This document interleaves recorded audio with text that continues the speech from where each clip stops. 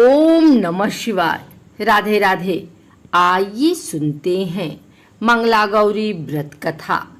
ईश्वर बोले, हे सनत कुमार, अब मैं अति उत्तम भौम व्रत का वर्णन करूंगा, जिसके अनुष्ठान करने मात्र से वैधव्य नहीं होता है। विवाह होने के पश्चात 5 वर्षों तक यह व्रत करना चाहिए। इसका नाम मंगला गौरी व्रत है। यह पापों का नाश करने वाला है। विवाह के पश्चात प्रथम श्रावण शुक्ल पक्ष में पहले मंगलवार को यह व्रत आरंभ करना चाहिए। केले के खंभों से सुशोभित एक पुष्पमंडल बनाना चाहिए और उसे अनेक प्रकार के फलों तथा रेशमी वस्त्रों से सजाना चाहिए। उस मंडप में अपने सामर्थ्य के अनुसार देवी की सुवर्णमयी अथवा अन्य धातु की बनी प्रतिमा स्थापित करनी चाहिए। उस प्रतिमा को 16 उपचारों से, 16 दुर्वा दलों से, 16 चावलों से तथा 16 चने की दालों से मंगला गौरी नामक देवी की पूजा अर्चना करनी चाहिए और 16 बत्तियों से 16 दीप जलाने चाहिए।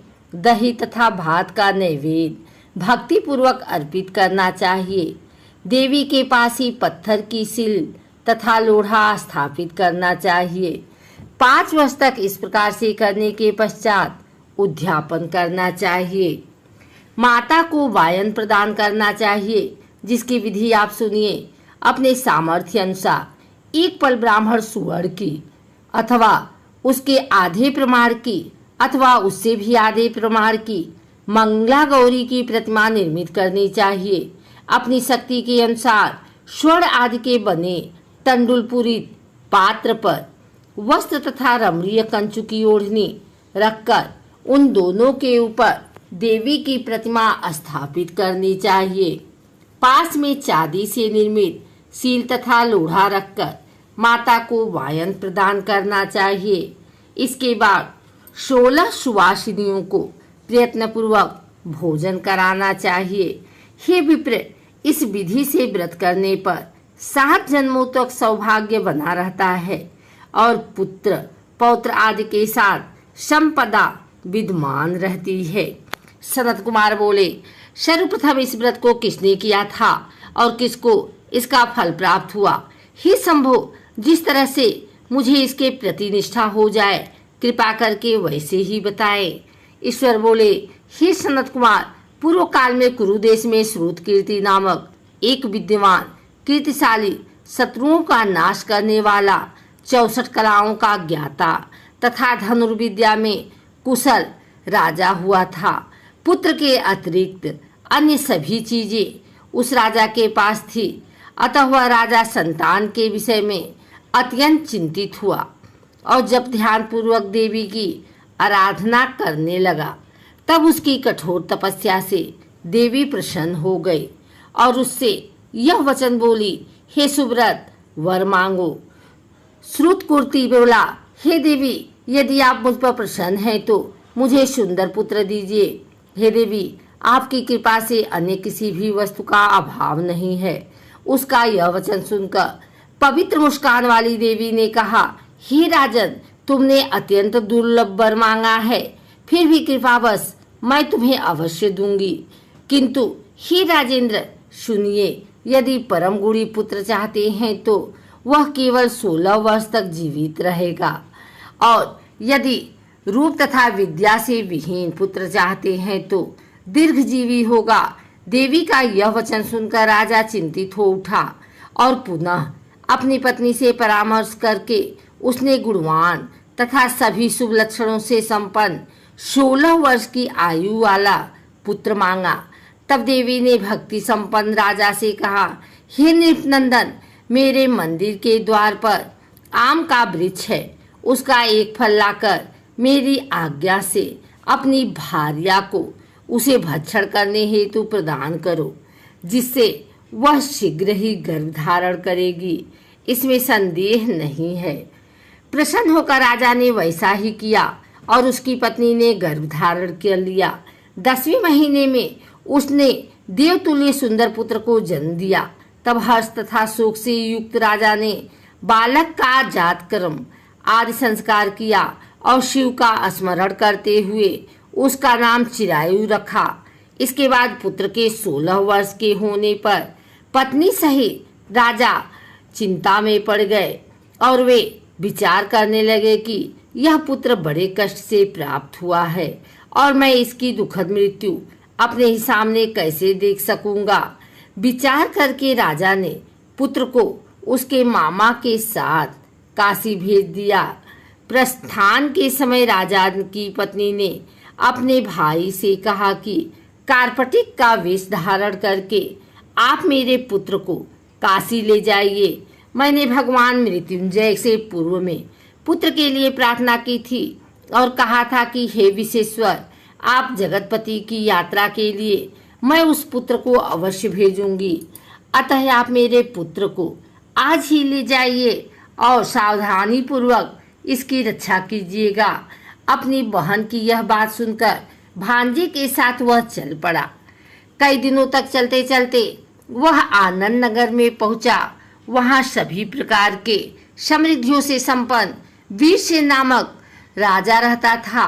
उस राजा की एक सर्वलक्षण संपन्न युवावस्था प्राप्त मनोहर तथा रूप लावण्यमयी मंगल गौरी नामक कन्या थी। सभी उपमानों को तुच्छ करके सौंदर्य अभिवृद्धि को प्राप्त कर वह कन्या किसी समय सखियों के साथ नगर के उपवन में क्रीड़ा करने के लिए गई हुई थी। उसी समय वह चिरायु तथा उसका मामा वे दोनों भी वहां पहुंच गए और उन कन्याओं को देखने की लालसा से वहीं विश्राम करने लगे। इसी बीच विनोद पूर्वक क्रीड़ा करती हुई उन कन्याओं में से किसी एक ने कुपित होकर राजकुमारी को रांडा कहा। यह कुवचन कह दिया। तब उस अशुभ वचन को सुनकर राजकुमारी ने कहा, तुम अनुचित बात क्यों बोल रही हो? मेरे कुल में तो इस प्रकार की कोई नहीं है। मंगला गौरी की कृपा से तथा उनके व्रत के प्रभाव से विवाह के समय जिसके सर पर मेरे हाथ से अक्षत पड़ेंगे, हे सखी, वह यदि अल्पायु वाला होगा तो भी चिरंजीवी हो जाएगा। इसके बाद वह सभी कन्याएं अपने अपने घर चली गई। उसी दिन राजकुमारी का विवाह था। वह ब्राह्मण देश के दृढ़धर्मा नामक राजा के सुकेतु नाम वाले पुत्र के साथ उसका विवाह निश्चित किया गया था। वह सुकेतु विद्याहीन, कुरूप तथा बहरा था। तब सुकेतु के साथ आए हुए उन लोगों ने विचार किया कि इस समय कोई दूसरा श्रेष्ठ वर ले जाना चाहिए और विवाह संपन्न हो जाने के बाद वहां सुकेतु पहुंच जाए। उन लोगों ने चिरायु के मामा के पास जाकर याचना की कि आप इस बालक को हमें दे दीजिए जिससे हमारा कार्य सिद्ध हो जाए। इस पृथ्वी पर परोपकार के समान दूसरा कोई धर्म नहीं है। उनकी बात सुनकर चिरायु का नाम मन ही मन बहुत प्रसन्न हुए, क्योंकि उसने उपवन में पहले ही कन्या मंगला गौरी की बात सुन ली थी। फिर भी उसने एक बार कहा कि आप लोग इसे किस लिए मांग रहे हैं? कार्य की सिद्धि हेतु वस्त्र अलंकार आदि मांगे जाते हैं, वर तो कहीं भी नहीं मांगा जाता। तथापि आप लोगों का सम्मान रखने के लिए मैं इसे दे रहा हूँ।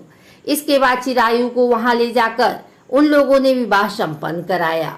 सप्तपदी आदि के हो जाने पर रात्रि में शिव पार्वती की प्रतिमा के समक्ष उस चिरायु ने हर्ष युक्त होकर मंगला गौरी के साथ शयन किया।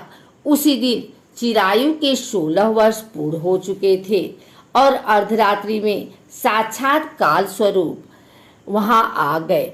इसी बीच संयोगवश राजकुमारी जाग गई। उसने उस महासर्प को वहां देखा और वह भय से व्याकुल होकर कांपने लगी।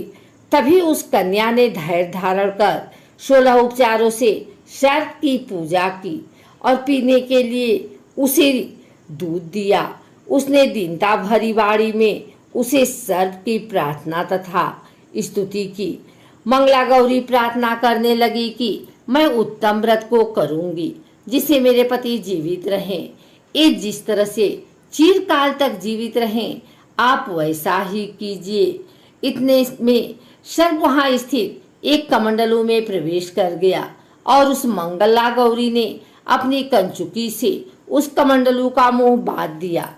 इसी बीच उसका पति अंगड़ाई लेकर जाग गया और अपनी पत्नी से बोला, हे प्रिय, मुझे भूख लगी है।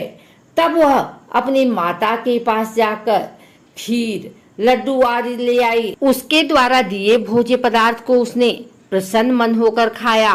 भोजन के पश्चात हाथ धोते समय उसके हाथ से अंगूठी गिर पड़ी। तांबुल खाकर वह पुनः सो गया। इसके बाद मंगला गौरी कमंडलू को फेंकने के लिए जाने लगी। विधि की कैसी गति है कि उस कमंडलू से बाहर की ओर जगमग करती हुई हार कांति को देखकर वहां आश्चर्यचकित हो गए। घट में स्थित उस हार को उसने अपने कंठ में धारण कर लिया।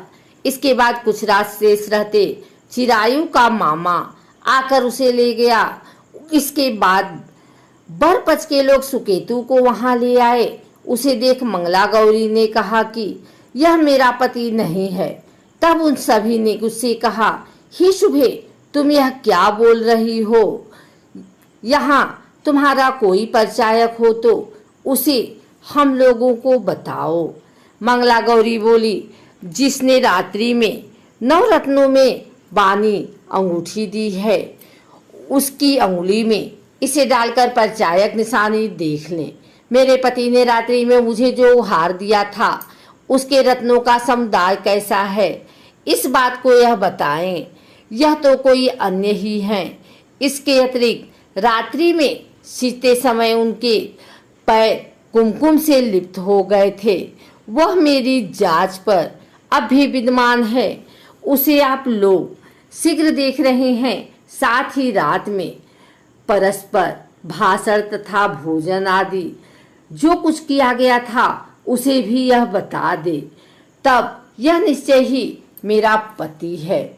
इस प्रकार उसका वचन सुनकर सभी ठीक है कहने लगे। जब एक भी बात ना मिली तब सुकेतु को उसका पति होने से निषिद्ध कर दिया और वर पक्ष वाले जिस तरह से आए थे उसी तरह से चले गए। उसके बाद अपने वंश को बढ़ाने वाले महान यश से संपन्न तथा परम मनस्वी मंगला गौरी के पिता ने अन्य पान आदि का शस्त्र चलाया। उन्होंने बट वृक्ष का तुरंत वृतांत कानो कान सुना लिया और संकल्प स्वरूप कुरूप होने के कारण लोगों के द्वारा किसी अन्य को वर के रूप में आदर पूर्वक लगा लाया गया तथा उन्होंने अपनी कन्या को पर्दे के भीतर बिठा दिया। उसके बाद 1 वर्ष बीतने पर यात्रा करने चिरायु अपने मामा के साथ यहाँ देखने आया कि विवाह के बाद वहाँ क्या हुआ। तब उसे गवाच के भीतर से देखकर यह मंगला गौरी अत्यंत प्रसन्न हुई और माता पिता से बोली कि मेरे पति आ गए हैं। राजा ने अपने गुरुजनों को बुलाकर पूर्व में कहे गए सभी परिचायकों को निशानी को देखकर मंद मुस्कान वाली अपनी कन्या चिरायु को सौंप दी। राजा ने शिष्ट जनों को साथ लेकर विवाह का उत्सव मनाया। इसके बाद राजा वीरसेन ने वस्त्र आभूषण आदि सेना, घोड़े, रथ और अन्य भी बहुत सी सामग्रियां देकर उन्हें विदा किया। उसके बाद कुल को आनंदित करने वाला वह चिरायु पत्नी तथा मामा के साथ लेकर सेना के साथ अपने नगर पहुंचा। लोगों के मुख से उसे आया हुआ सुनकर उसके माता पिता को विश्वास नहीं हुआ। उन्होंने सोचा कि प्रारब्ध अन्यथा कैसा हो सकता है। इतने में वह अपने माता पिता के पास आ गया और स्नेह से परिपूर्ण हो चिरायु भक्तिपूर्वक उनके चरणों में गिर पड़ा। तब अपने पुत्र का मस्तक सूंघकर उन दोनों ने परम आनंद प्राप्त किया। पुत्र वधू मंगला गौरी ने भी सास ससुर को प्रणाम किया। तब सास उसे अपनी गोद में बिठाकर वृतांत शीघ्रतापूर्वक पूछने लगी। हे महामुने, तब पुत्र वधू ने भी मंगला गौरी के उत्तम व्रत महात्म्य तथा जो कुछ घटित हुआ था वह सब वृतांत बताया। हे सनत कुमार, मैंने आपसे इस मंगला गौरी व्रत का वर्णन नहीं किया है।